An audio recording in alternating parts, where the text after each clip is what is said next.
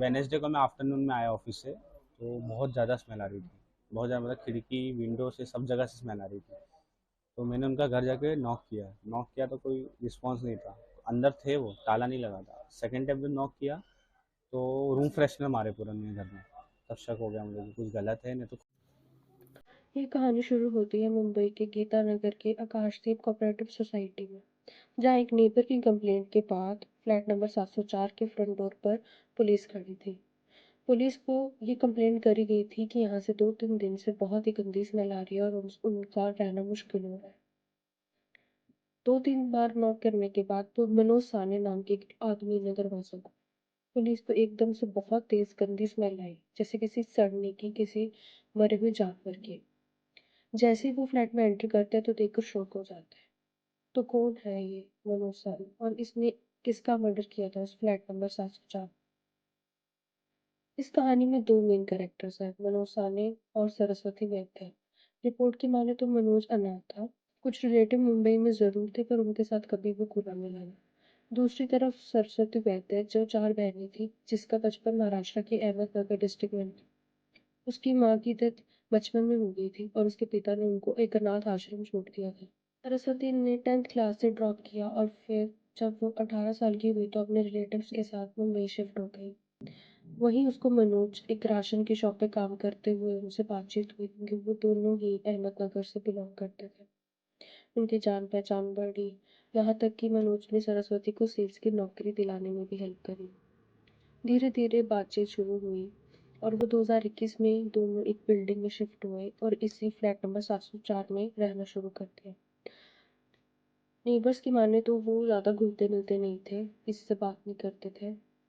कभी पार्क में या फिर बिल्डिंग में भी वो दिखते नहीं थे ऐसे किसी से बात करते हुए। तो हुआ क्या था उस टाइम? मुन्ना ने किसका मर्डर करा था और सरस्वती वैद्य कहाँ है? पुलिस इसी सवाल की तलाश में थी। जैसे ही वो फ्लैट के एंटर करते हैं तो उनको दिखता है अपने मंजर। पूरे फ्लैट में तेज बदबू थी, पर सामने कुछ दिख नहीं रहा था।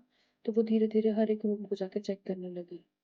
तो उनको नजर पड़ती है किचन में, जहाँ पे दो बड़े से ड्रम रखे थे एसिड में, जहाँ पे बॉडी फेंकी हुई थी, जिससे बहुत गंदी स्मेल आ रही थी सड़ने की। जब वो काउंटर टॉप देखते हैं किचन का तो वहां पे बाल पड़े हुए थे। कुकर में आधा उबला हुआ आधा पका हुआ मांस पड़ा था। और जैसे ही वो मंजर उनके सामने दिखता है तो वो उसी टाइम मनोज को अपनी कस्टडी में ले लेते हैं। इंटेरोगेशन के दौरान मनोज ने कहा कि 2023 जून थी वो जब वो घर वापिस आया तो सरस्वती फ्लोर पे बेहोश पड़ गई और उसके मुंह से झाग निकल रहा। तो मनोज साहनी के मुताबिक सरस्वती ने अपनी जान ली और उसने पुलिस के डर से उसने उसकी बॉडी को डिस्पोज करने का फैसला किया। और उसने यहाँ तक भी कहा कि वो भी सुसाइड करने का प्लान कर रहा था आफ्टर डिस्पोजिंग दैट बॉडी। पर जैसे आपको पता है कि इस चीज़ की कोई सेंस नहीं बन रही थी कि क्यों मारा, उसमें कोई मोटिव क्या था उसके मरने का। और फिर एक ट्विस्ट आता है, मनोज साहनी के यहाँ तक भी बोला कि सरस्वती उसकी फिजिकली वो दोनों नहीं थे, इंटीमेट नहीं थे, क्योंकि उसको HIV हो।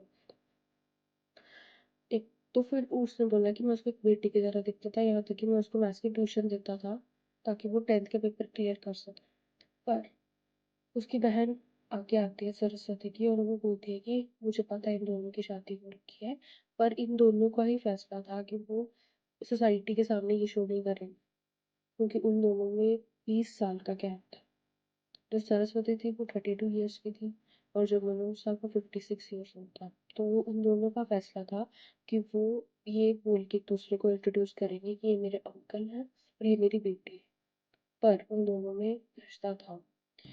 और जब उसको पता लगता है मनोज को कि ये बात भी उनको पता चली है तो फिर अपना बयान चेंज करता है। वो बोलता है कि हाँ, मैंने ही मारा है सरस्वती को, क्योंकि वो भी बहुत शक और उसको शक करना बनता भी था, क्योंकि पुलिस को खुद कई मैसेजेस मिल रहे हैं लड़कियों के उसके फ़ोन पे, यहाँ तक कि गूगल सर्च पे मिल रहे हैं जहाँ पे उसने ये लिखा है कि बॉडी को कैसे डिस्पोज ऑफ करते हैं, बॉडी की स्मेल को कैसे ख़त्म करते हैं, जो एक नॉर्मली एक इंसान तभी करता है अगर उसके प्लान है वो करना चाहे। और यहाँ तक कि कौन सा ड्रग लेके वो कोई मरेगा सुसाइड के लिए, बेसिकली सुसाइड शो करने के लिए। तो उसके बाद फिर पुलिस को एक और क्लू मिलता है, जब मनोज साहनी ने सरस्वती को मारने में कुछ दिन पहले ही बोरीवली की एक शॉप से कीड़े मारने की दवाई खरीदी थी और वो CCTV में कैद हो गया था। और और वही सेम केमिकल उनको फ्लैट पे भी मिलता है। फिर इसका मानना था कि किसी वजह से दोनों में लड़ाई होती थी और इसकी वजह से उसने उसको मार दिया, खत्म करने के पूरा वो अपनी साइड से बना रखा था पहले से ही। तो ये प्लान मर्डर था। और यहाँ तक कि वो जब उसकी बॉडी को डिस्पोज ऑफ करने के लिए 2 इलेक्ट्रिक चेनसॉ लेके आया, उसके बाद यहाँ 5 नीलगिरी तेल की बॉटल्स लेके आया ताकि वो स्मेल ना आए बॉडी से।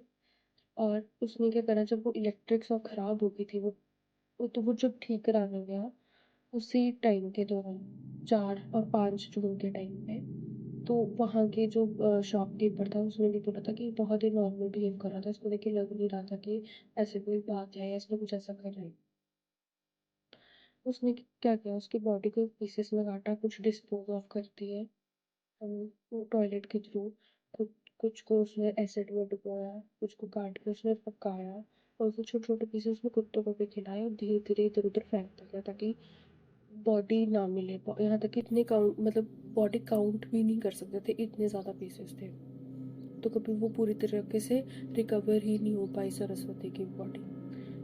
अभी तक इस केस पे कुछ आया नहीं है, अभी तक कोई भी फाइनल वर्डिक्ट। और 1200 पेज की चार्जशीट ऑलरेडी पुलिस फाइनल कर चुकी है और मनोज को इसमें मेन कल्प्रिट बोला है। तो ये स्टोरीज आजकल बहुत कॉमन हो गई है लिव इन रिलेशनशिप में मार देना। आपने कई केसेस देखे होंगे रिसेंट ईयर में, बहुत ज़्यादा ही कॉमन हो गया। आपको क्या लगता है इसका क्या रीज़न है?